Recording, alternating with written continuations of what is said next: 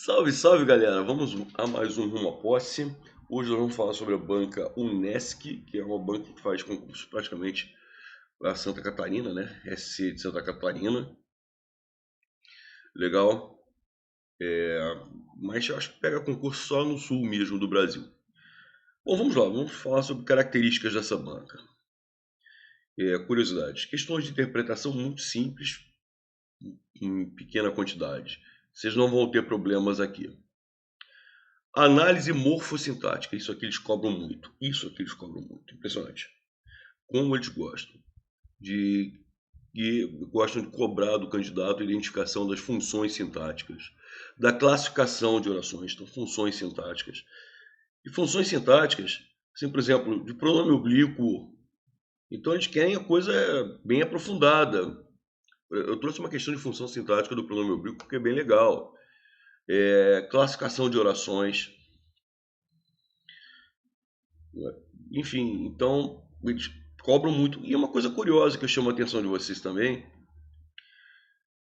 é que a gente fala em análise morfossintática, a parte de sintaxe é cobrada exaustivamente, mas morfologia nem tanto. Eu vi pouquíssimas questões de identificação de classes gramaticais. Poucas. Isso não quer dizer que eu não iria estudar. Eu estudaria sim. Porque normalmente uma banca que cobra muito sintaxe acaba cobrando também identificação das classes gramaticais, substantivo, adjetivo, advérbio, pronome, numeral. Né? Mas assim, sendo muito claro, sendo muito sincero, o que eu encontrei mesmo em quantidade exorbitante foi questão de sintaxe, tanto a parte de classificação de orações quanto a parte de identificação das funções sintáticas. Crase, questões de crase, de pontuação para identificar se a frase está certa, se a frase está errada, ou a justificativa para o emprego de um sinal qualquer de pontuação. Figuras de linguagem, metáfora, metonímia. Então, concordância tanto verbal quanto nominal. Concordância tanto a concordância verbal quanto a concordância nominal. Regência, tá? Identificação, a regência verbal, né? A regência nominal, para ver se a frase está certa ou errada, qual verbo pede que preposição e tal. Mas também a identificação da transitividade de um verbo. Conjunções, como sempre, né? Conjunções. Ortografia e acentuação, menos, tá? Mas cobram também. Colocação pronominal, ou seja, é uma banca. Vamos fazer uma síntese dessa banca. É uma banca que pede muita identificação de frase certa e frase errada. Tanto é que você vê questão de crase, de regência, de concordância, de colocação pronominal, de pontuação. Menos um pouco de ortografia, mas cai também ortografia e acentuação. Mas além disso, o que eles gostam muito de cobrar, né, é a identificação da transitividade de um verbo, análise sintática, né, identificação da função sintática e a classificação das orações. E óbvio, toda banca adora trabalhar com conjunções, conectores, também muita questão de conectores. Então a parte de classes gramaticais que eles cobram bastante é a parte de conectores. Tá? Mas a gente já coloca até a parte de conjunções, que é um assunto tão relevante que a gente já coloca até a parte. E assim, eles não cobram com a identificação. Esse porquê é uma conjunção, o por é uma preposição, não cai assim, eles perguntam a identificação do valor semântico daquela conjunção, por isso até que eu coloco realmente a parte. Beleza? Vamos então para as questões. De cara que eu falei, olha lá, identificação da função sintática e especificamente de um pronome oblíquo, ou seja, vocês veem que eles querem um aprofundamento desse tema, né? Bom, se lembram qual é o macete para identificar a função sintática de um pronome oblíquo? Substituir por esse menino.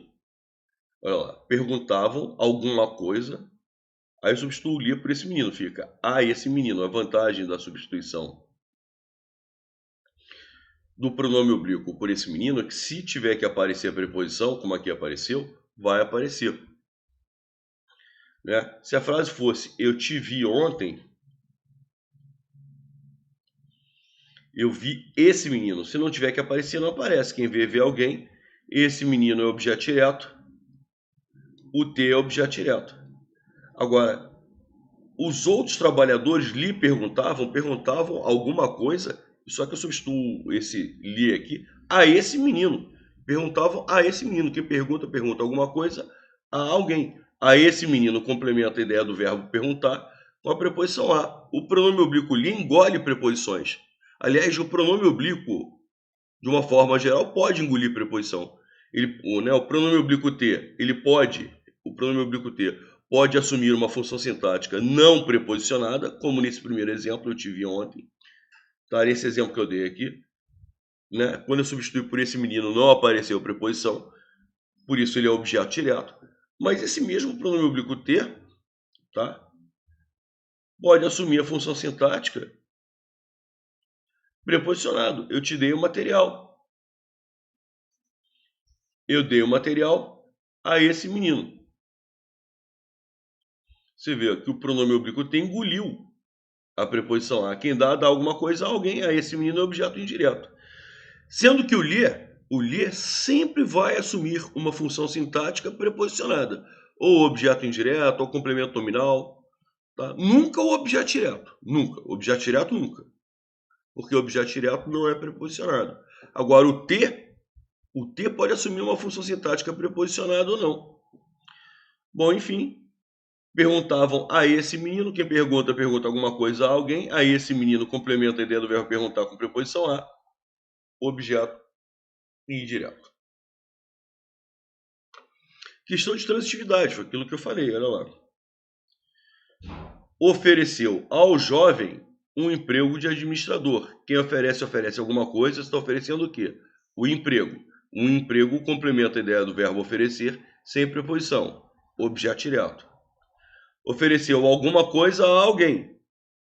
Certo? Ao jovem, complementa a ideia do verbo oferecer com a preposição a. Objeto indireto. Então, um é objeto direto, o outro objeto indireto. Se esse verbo tem os dois complementos, o complemento direto e o complemento indireto, é porque é um verbo transitivo direto e indireto.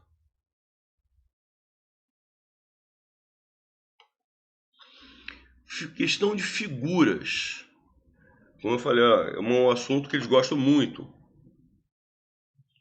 A vida é como um navio. Ou seja, eu estou comparando a vida com o navio. Só que um detalhe. Geralmente, se eu colocar simplesmente a vida é um navio, da mesma maneira eu estaria, né, fazendo uma comparação. Só que eu não estaria usando o conector comparativo. Esse exemplo aqui é de metáfora. A metáfora, tá, pressupõe uma comparação, mas sem o emprego de conectores comparativos.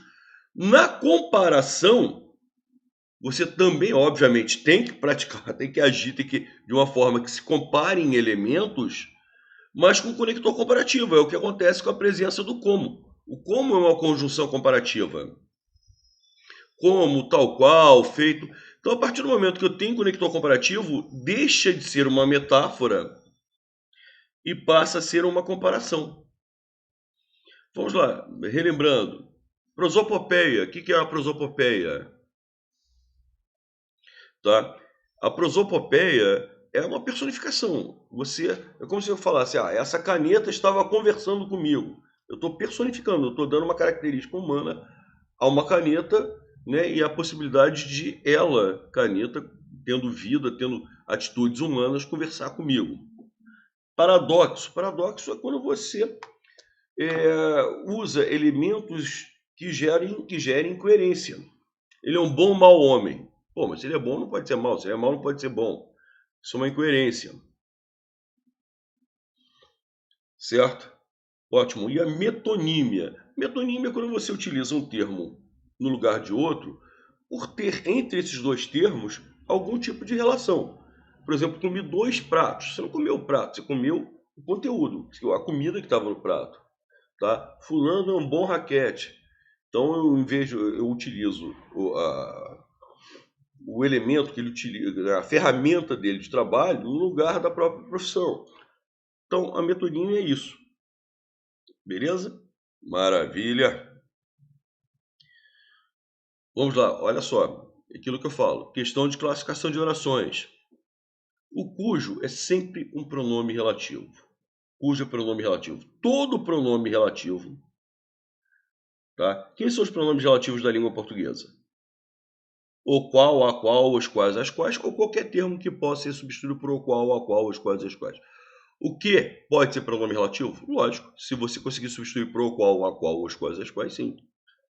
Tá? O livro que eu estava procurando foi encontrado. O livro o qual eu estava procurando. Isso aqui é um pronome relativo. Onde pode ser pronome relativo? Sim. Se eu substituir por o qual, a qual, os quais, as quais, sim. A casa onde moro fica longe. A casa onde moro. A casa na qual moro. Esse onde é um pronome relativo.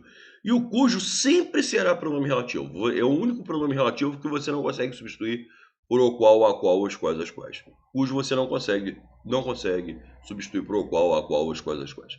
Agora, o cujo estabelece uma relação de posse entre o termo seguinte e o antecedente. É o apelido desse cara, é o apelido do novo empregado. Então, o cujo sempre estabelece relação de posse entre o termo seguinte e o antecedente.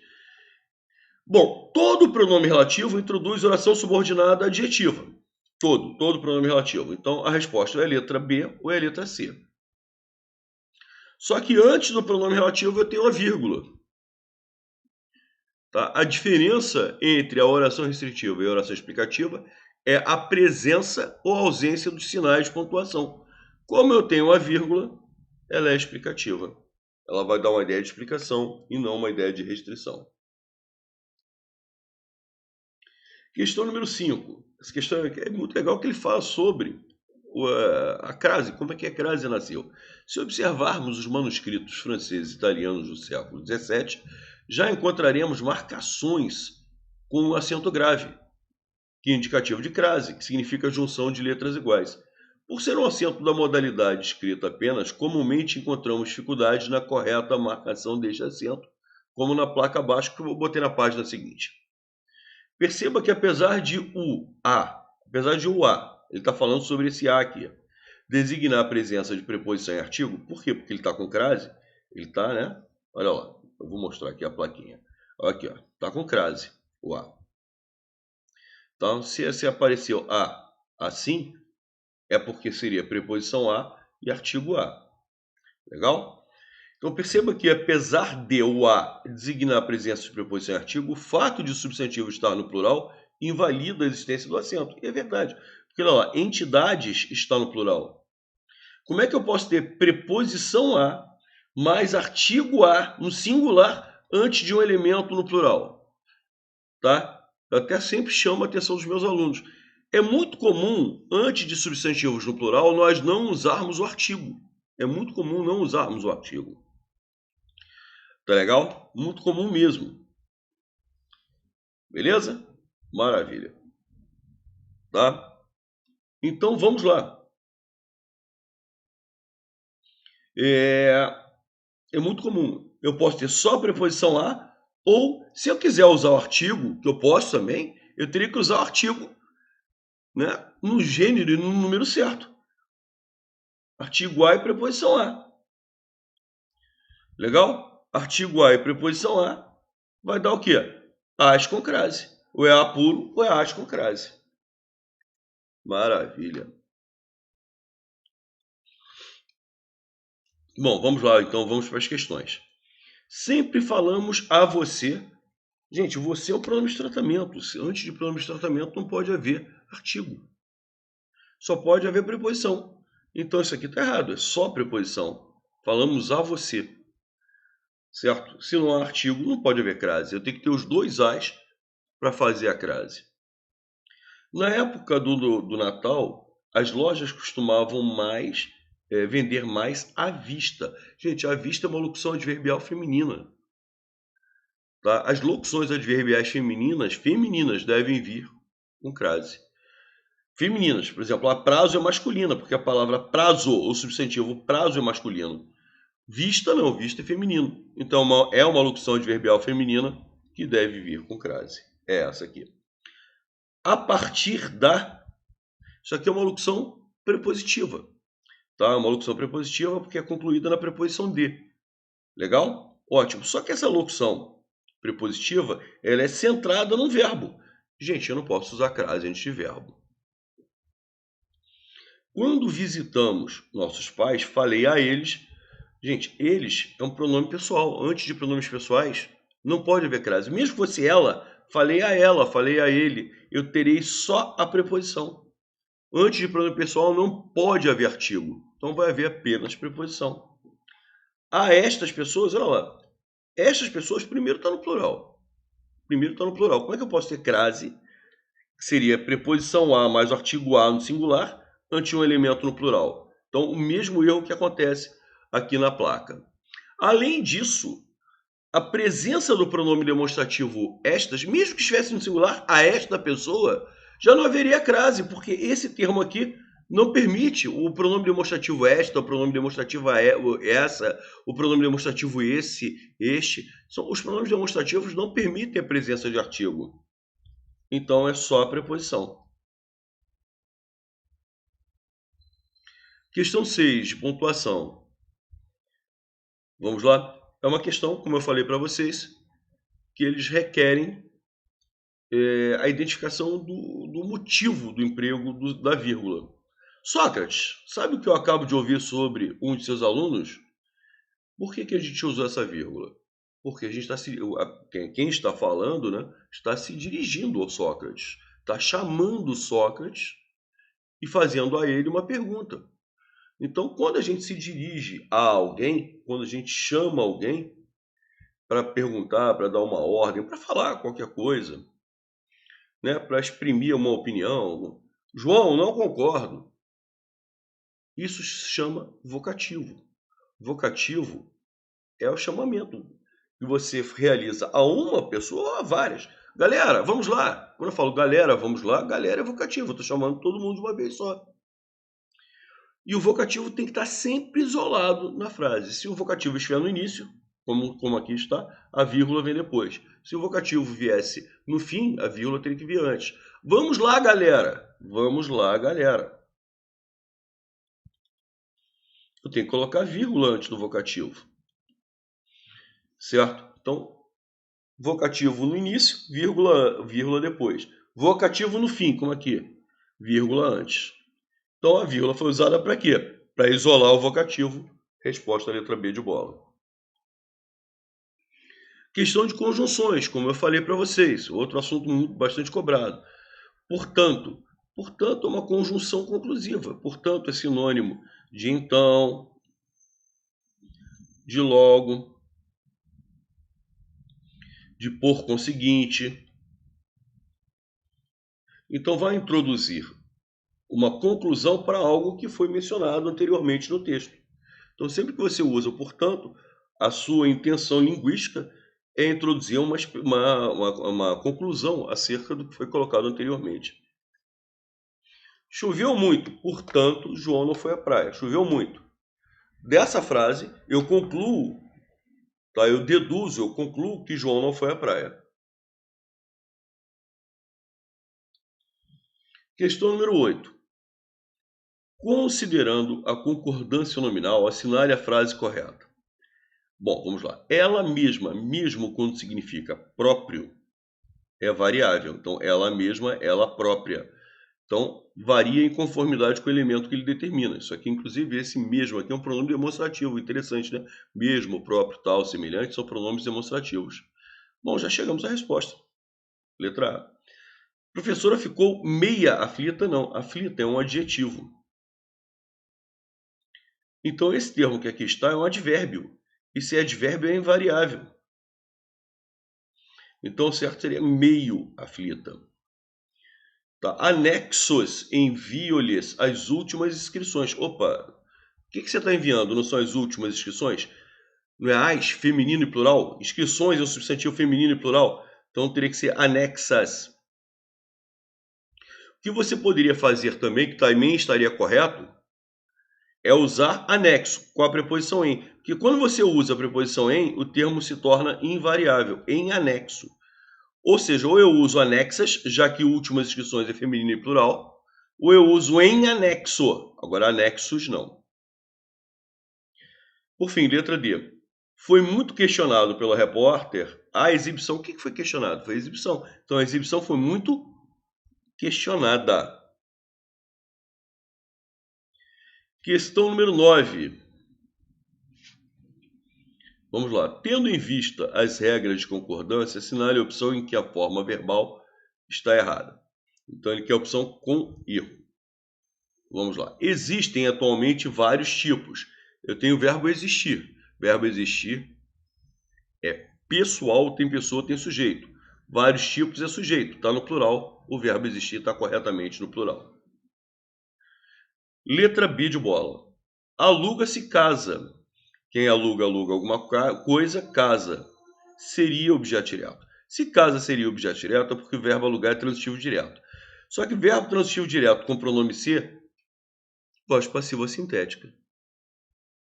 Certo? Este termo, casa, que seria objeto direto, assume a função de sujeito. Este sujeito está no singular. O verbo alugar está no singular. Perfeito. Letra C. Possuem elevado grau de periculosidade os trabalhos. Gente, se você colocar a frase na ordem direta, vocês vão identificar que o sujeito do verbo possuir é os trabalhos. E esses trabalhos com luxo urbano, esses trabalhos possuem elevado grau de periculosidade. Então, como o sujeito é os trabalhos que está no plural, o verbo possuir tem que estar no plural, exatamente como está. Perfeito. Letra D de dado. Precisam-se de pessoas. Opa, aí não. Quem precisa, precisa de alguma coisa. De pessoas, objeto indireto. Então, o verbo precisar é transitivo indireto. Olha a preposição de. Verbo transitivo indireto com pronome ser. Esse ser não é pronome apassivador. Este ser aqui é índice de indeterminação do sujeito. Ou como nas escolas, eles chamam de PIS, partícula indeterminadora do sujeito. E sempre que o ser for índice de indeterminação, partícula indeterminadora do sujeito, o verbo obrigatoriamente vem na terceira pessoa do singular. Então, o certo seria precisa ser. O erro está aqui. É a letra D de dado. Questão número 10. Vamos lá. A maioria dos verbos da língua portuguesa, a maioria não tem significado próprio. Aliás, esse tem poderia ser assim como está, concordando com a maioria, ou poderia ser com acento circunflexo, concordando com verbos. Tem significado próprio, precisão de complementação para que estabeleça sentido completo. A esta relação entre verbo e complemento, verbos e complementos, denominamos regência verbal. Isso aí. Olha que legal. Ele explica como é que nasce a questão da regência verbal. Beleza? Maravilha. Em função do pouco o uso de algumas regências, muitos usos diferentes da norma padrão se constituíram no português brasileiro. Identifique nas frases abaixo uma ocorrência que reflete um uso diferente do que diz a norma padrão. Se ele quer um uso diferente do que diz a norma padrão, ele quer o quê? Ele quer uma frase errada. Ele quer uma frase que está fora do padrão do que as gramáticas preconizam. O secretário da empresa entregou os documentos à procuradoria. Quem entrega alguma coisa, os documentos é objeto direto. A alguém, a procuradora. Olha lá, ao procurador. Se eu passo já para ao, é porque eu tenho os dois elementos, tá? Maravilha. A letra A tá bacana, não serve como resposta. Letra B de bola. As senhoras elegantes da cidade namoram estes vestidos. Gente, quem namora, namora alguma coisa. Quem namora, namora alguém. Tá? O verbo namorar é verbo transitivo direto, não pede preposição. Qual é o erro que geralmente as pessoas cometem? Usar a preposição com. Namorar com. O fulano Maria namora com Pedro. Tá errado. Tá? Então, o verbo namorar é transitivo direto. É Maria namora Pedro. Não com Pedro. Letra C. A torcida do Criciúma assistiu ao último jogo. Tá? É o verbo assistir no sentido de ver, que é um verbo transitivo indireto regendo a preposição a. Você viu? Torcida do Criciúma, falei que não falei que as questões são praticamente todas de Santa Catarina. Deixa eu dar uma olhadinha aqui de curioso. Toda a Prefeitura de Maracajá, Santa Catarina, Laguna, Criciúma de novo. É tudo Santa Catarina mesmo, né? O NESC, né? Esse SC no fim meio que dedurou também. Bom, assistiu ao último jogo de casa por ser proibido sair às ruas, tá? Olha lá, isso aqui é uma locução adverbial feminina, sair às ruas, com crase, perfeito. Sair aos, botar aqui, aos trabalhos, sair aos lugarejos.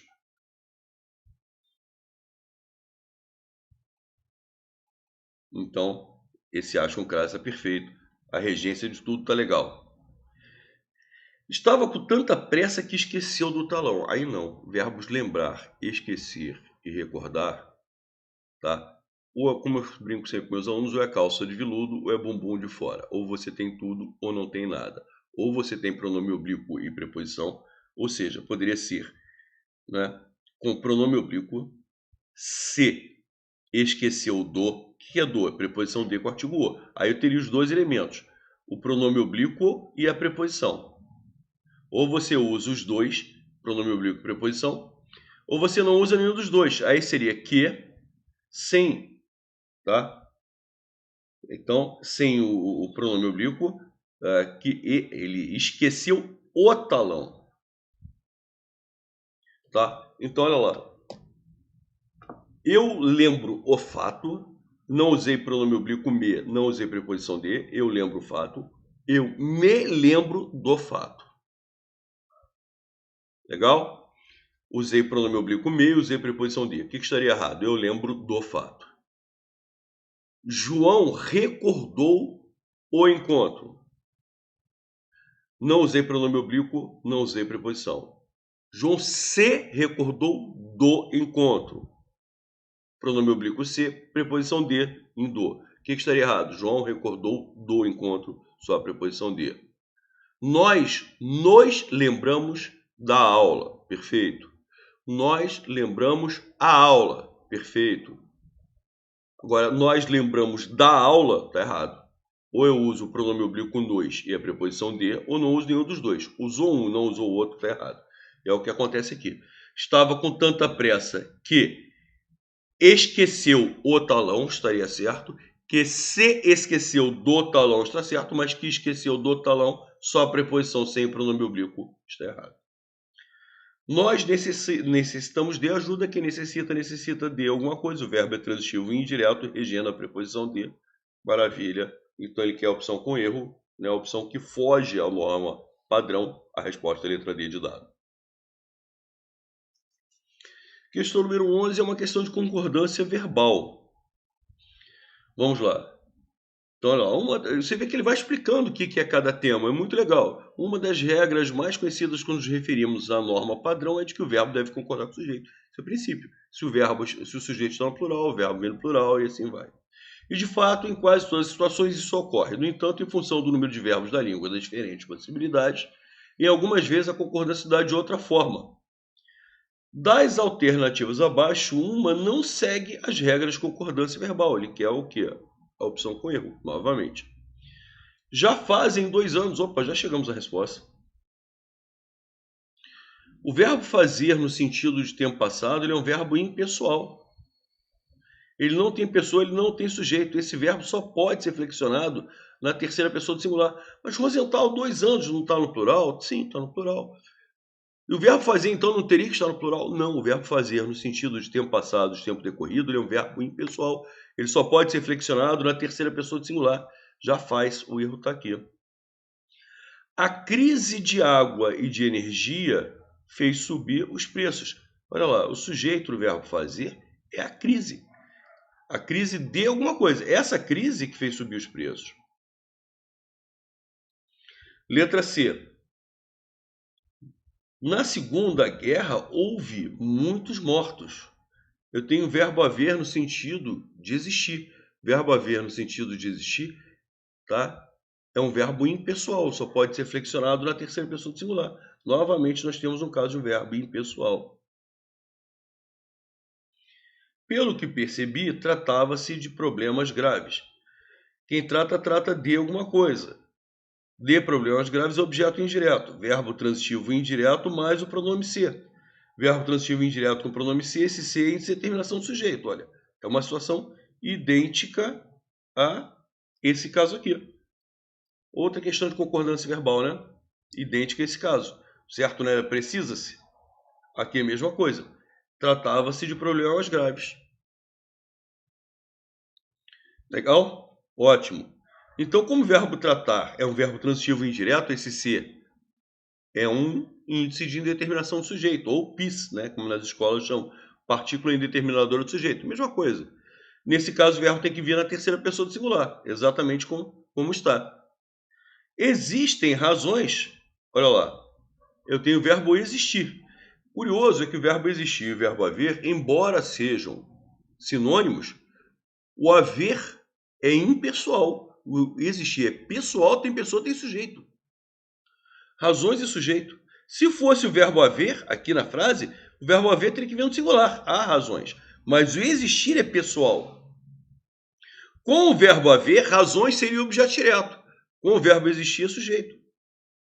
Mesma coisa, né? Aqui na letra C. Se fosse o verbo existir, seria no plural. Existiram muitos mortos. Muitos mortos e feridos. Com o verbo existir, muitos mortos e feridos seria sujeito. Com o verbo haver é objeto direto. E a questão número 12, pessoal, é uma questão de colocação pronominal. Legal? Bom, vamos lá.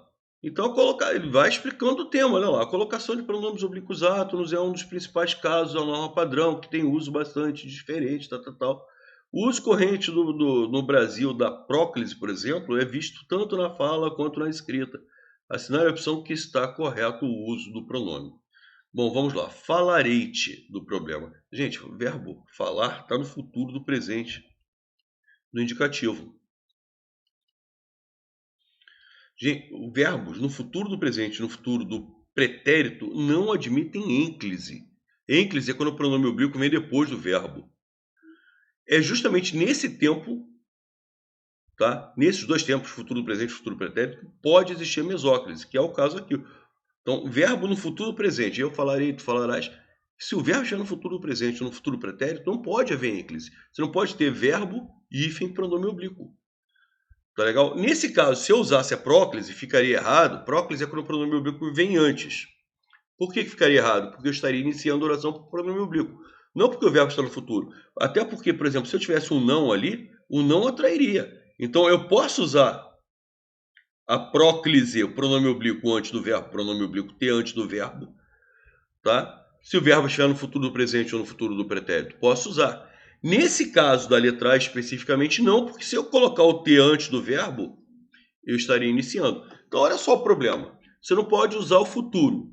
Você não pode usar a ênclise, porque o verbo está no futuro. Não pode usar a próclise, porque se você deslocar o pronome oblíquo para antes do verbo, esse pronome oblíquo vai cair no início da oração. Então, você vai ter que usar a mesóclise. E aí o certo, você vai até a letra R, né? Sempre na divisão do verbo vai até a letra R, falar, coloca o pronome oblíquo e o restante do verbo, falar-te-ei.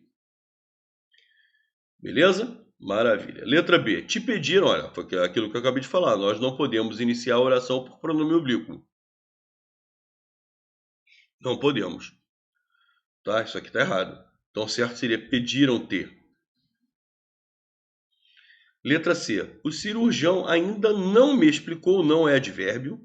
O advérbio atrai obrigatoriamente o pronome oblíquo. Perfeito. É essa a resposta. Olha o erro da letra C. O não é advérbio. Da mesma maneira. O certo seria eu não te saberia explicar. Saberia está no futuro do pretérito. Saberia está no futuro do pretérito. Futuro do pretérito admite a mesóclise. O problema todo é que o não atrai o pronome oblíquo. Foi o que eu falei aqui neste exemplo. Se eu não tivesse o não nessa frase, o saber te ia explicar estaria correto. Estaria correto. Mas o não atrai o pronome oblíquo. Enfim, a resposta confirmada é a letra C. E aí, pessoal, gostaram? Foi legal, né? Deu para dar uma noção bem interessante do que é essa banca.